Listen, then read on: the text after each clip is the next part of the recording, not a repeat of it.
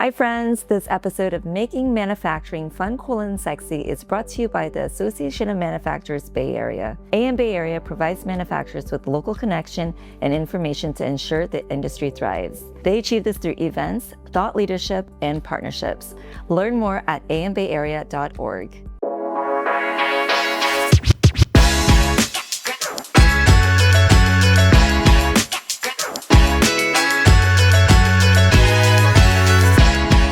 Hi everyone, I'm Christine Hollino and welcome back to Making Manufacturing Fun, Cool, and Sexy. Today, I'm at the headquarters of ALOM, one of this year's AMBayArea Manufacturer of the Year award winners.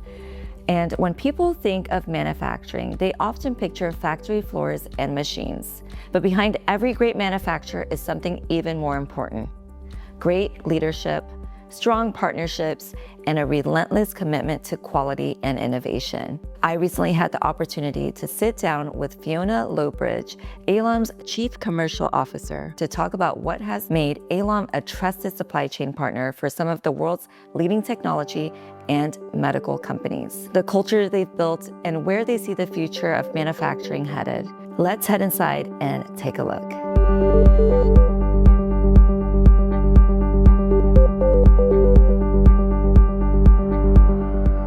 Hi friends, welcome back to another episode of Making Manufacturing Fun, Cool, and Sexy. I'm your host, Christine Hollino, and today we're diving into a part of manufacturing that often determines whether great products actually make it to the market: the supply chain and manufacturing execution behind the scenes.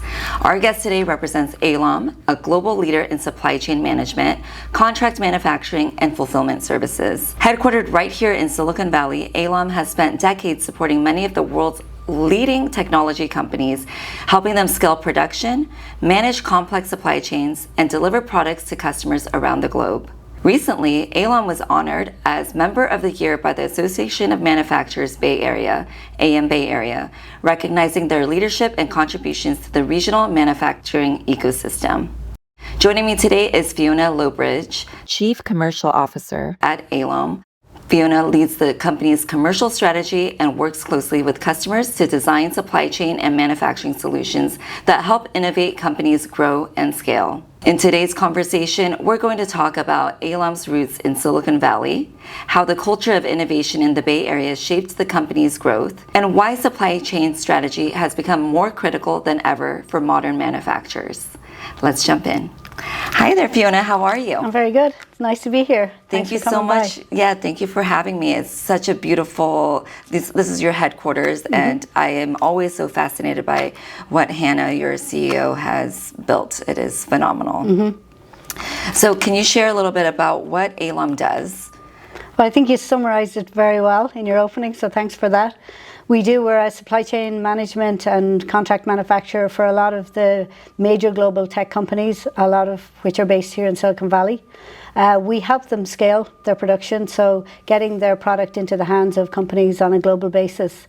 We work with companies who are in high quality, high regulatory requirements industries, ensuring that we meet all of the critical components of what they need from a quality perspective on an ongoing basis. So yeah, it's super exciting. It's ongoing. It's changing all the time. And being here in the innovative hub of Silicon Valley it's great for us. Yeah, this is like the best place to be. Totally. For this. So we have some samples here. These are some of the products that you help package and you kit together, right? Yeah. So we have anywhere from genetic tests.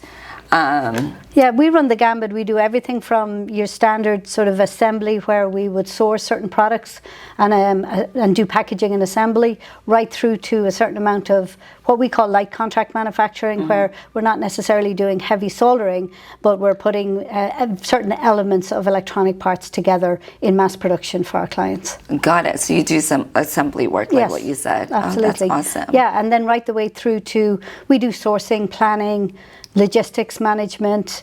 We do all sorts of various material planning models, various sourcing models, and then obviously omni-channel distribution. So into retailers' hands, into an end customer's hands, or into various stores, etc. That's awesome. So you're the Chief Commercial Officer. What does that entail? So I have responsibility for the commercial aspect of our business. So my team are responsible for everything that touches the client. So we really like to ensure that my team is representing our clients from within our four walls, and then vice versa, representing us out. We try to develop a very strong engagement and relationship with the clients from the very beginning and make sure that that is carried through our entire relationship with the client. We want to make sure that we're representing them correctly, that we understand their requirements and that we're delivering to that, that we're respecting their brand and that their customers are getting exactly what they need from us and from them. And really what we try to do then is developing that relationship and partnership, then to try and elongate our relationship for as long as possible and develop our business through that. Well, that's awesome. So you are very customer-centric here. Mm-hmm. And quality really matters. Absolutely. Quality is a cornerstone of our business. It isn't something that we just have quality engineers standing at the end of the line looking at a product coming off. We have quality built into our processes. So every process that we're designing, we have our quality team do a complete study on that to see where could the failure points be within that process. And then we put various methods in place to ensure that that quality is accurate. So whether it's weighing scales or AI or cameras capturing certain things or whatever it needs to be, it's put into the process so that we can ensure that every product that comes off the end of our lines are correct. Oh wow, so you adopt quite a bit of technology as well. Absolutely. I mean, it's ever changing, right? Yes. So we're in the innovative hub here where new technology is happening all the time. So that's how our business has developed over the years. So we're constantly trying to keep pace with innovation that's happening here, and that means that we're constantly developing how we do business. Yes. I mean, like you said, we are in the innovation hub of the world, right? Silicon Valley, this is where all of the tech kind of starts. Maybe not all, but majority of the tech is here. So if your customers are adding technology in their facilities and their products, then you have to keep up with that as well, right? Right, for sure. And that's sort of over the 3 decades that we've been in business, how we've become who we are, is that every time we engage with a client, we like to have maybe about 70% of the solution that they need, but to develop the other 30%, because that then together we can sit down and solution something new that's out there that somebody is not doing today. And then we will look at that as an opportunity to be able to cross-sell across our other clients. So we're constantly one step ahead of what is going on in the marketplace, and that's where we like to be. Yeah, that's awesome. And, you are right here, again, in Silicon Valley. Was it founded here purposely for this ecosystem? Yeah, Hannah's vision was, she obviously wanted to be here because, as you said, it's the center of everything. This is where innovation is happening. And she felt that there was a real need for a supply chain company that was really driven on quality, so that it's built within the process, that it's not an afterthought. So everything that we do is to ensure that we have the ability to scale, because I'm sure we're going to talk about it, but how the market is changing all the time. We never know what's going to happen next. Our clients don't know where the demand signals are coming from. They're trying to get out ahead of it. So we have to develop processes that can scale, so that when they don't know that something is going to happen, but it drops out of the sky, that we have the wherewithal to be able to react to that fast and get that product out there quickly. So through our growth within this environment, we've been able to flex our muscle and be able to really develop some pretty cool processes. One of the things that we developed very earlier in our history was complex serialization. And that's key, especially when we think about the test kits. You have to make sure that the collection tube is married to the card that you're going to use to check your results, and that also is carried with the collection tube when it goes back to the lab, that it's processed correctly for you. Wow. So each of those elements have a different serial number. We have to be able to marry them all together to one, and that has to track with the entire kit for its lifetime. So that was something that it was a need many years ago. Nobody could do it. Our IT organization, we do a lot of development in-house. They were able to create that. And that is something that's really stood the test of time. And it was really important, obviously, when we got into COVID, where all of a sudden now you have labs who are not familiar with producing an actual physical product. They have to try to figure out how they're going to do this. They could come to us and we could tell them exactly how it could be done. Wow. So speaking of COVID and speaking of supply chain, COVID really brought to light how important supply chain was, right? We depended a lot on overseas, and we couldn't get things over here. And I mean, even now, you know, it's been several years after COVID, but we're still running into a lot of supply chain issues. What have you learned, and how do we forecast what's ahead for the supply chain industry?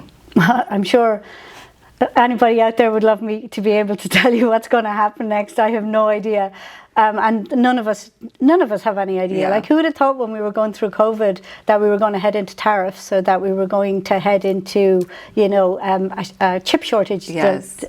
All of these things that are impacting our clients' supply chain significantly are just coming hard and fast at the moment, and we have no idea what the next one is going to be. So what we have to make sure that we do is develop a supply chain that's diversified, so that we've got various suppliers that we can lean on should something happen. We have to look at near sourcing, near shoring, see what we can do. We've done some work with our key suppliers, with key material, in bringing it into the country, but having them do it, whereas before we would have been shipping it from Asia on a boat. It's taking a long time. Now we worked with them and gave various incentives, whether it's forecasts or different inventory strategies, but getting them to store this product near site to us within a warehouse within, you know, an hour or two of one of our facilities in the US, so that we can draw on that inventory as we need it and have somebody else manage that complexity. So there are various things that you need to do. You also have to provide a lot more visibility in the supply chain than was ever before, and that is only going to continue. All of our customers are now looking for complete end-to-end visibility. So you've got various components and raw material in your supply chain, right the way through to, did the actual physical product arrive on your B2C, your individual customer's doormat, and did it arrive correctly? So they want to see visibility to that entire supply chain. And you have to be able to do some level of scenario planning, like what ifs. Okay, well, let's think about what the next big thing could be, and let's scenario plan that out, and where could the weaknesses be within our supply chain, and what could we do in those areas to make sure that we have it covered in the eventuality that that could happen. As a leader at ALOM and in supply chain, it really takes a lot of grit, right? And being able to pivot and think ahead of time. How is it working for Hannah, who's a very powerful woman who has a big vision, who is very organized? Her facility is gorgeous. How is working with a female leader such as Hannah? Well, I've been in the supply chain industry for many years. I'm from Ireland originally, and sort of grew up in that environment, and then came to the States 16 years ago, and have been involved in global supply chain business. So when I heard of this unicorn in supply chain, I had to come and meet her. Because, you know, a female leader at that level, there aren't too many of them, let's say. And she's got a huge passion for what we do, as I do. And she surrounds herself by people who are as passionate as she is and who understand her vision. She had a vision very early on of where she wanted this company to be and how to differentiate us. And that's really our secret sauce. I've worked for companies in the past where we try to sort of shoehorn a customer to do things our way. We don't do that here. We really want to make sure that we understand the challenge that the customer is having, and then we work with them to come up with a solution to that. And we really do go the extra mile to provide that level of seller service. And people really respect that. Our clients really appreciate that. They want to work with us because they get the individual treatment, and they want the quality and the reliability and the scalability that they can get. And the fact that we're not just going to say, I'm sorry, you came in 40% over your forecast, we're not able to ship all of your orders today. No, our whole team, it's can do. It's like, okay, it's a challenge, let's go. How are we going to do this? And that's really what's important to her and what's important to us. That makes me so happy to hear. You know, I'm in manufacturing. I run a machine shop in Santa Clara. So a different type of manufacturing, right? But we realize that if we do not really hone in on quality and making our customers happy, they're going to leave. Yes, absolutely. Right? And so there's a lot of manufacturers and people who complain that why did this stuff end up in China? Why did it go over to Asia? Right. And the reality is China knows how to manufacture faster, cheaper, and the quality has improved over there as well. So in America, if we want to win back manufacturing, there's a lot of things that we need to do. And it is being able to make our customers happy and really focusing on quality and new technology to keep up with everything. So that really makes me so happy. And it's proof, right? You guys are growing exponentially. You're global now. They're not only in Silicon Valley. Where else are you located? So we operate within the US, there are our own facilities, but then outside of the US, we operate with the partner network, which actually works out really well for us, because if you think about you standing up your own facility within all of these different countries, you are putting a lot of pressure on top of your clients to make sure that you have the volumes that can support that infrastructure. Whereas we're able to act very quickly on bringing our clients global into various regions that they want to go in through operating within our partner network. We like to work with companies that are very similar to ours. They're privately held. Quality is paramount. They really want to go the extra mile and give that extra level of service to their customers. So we find that we're very aligned in that regard. They have a focus on tech and data, so they've got a strong IT infrastructure. So we, in general terms, for the countries that we're in at the moment, we can bring up a client in that region within 3 months pretty quickly. Oh, wow. For regions we're not in, but we have a partner network in there, generally what we advise our clients to do is maybe let's sort of suck it and see from a market perspective. Let's ship your product in there and see how the market responds to it before you want to go and decide you're going to put a sales team in there and a legal entity and all of that cost. We've got a very strong logistics organization that can help with what the paperwork needs to be, what the labels need to be, what the compliance for those countries need to be. Wow. We can get the product in there.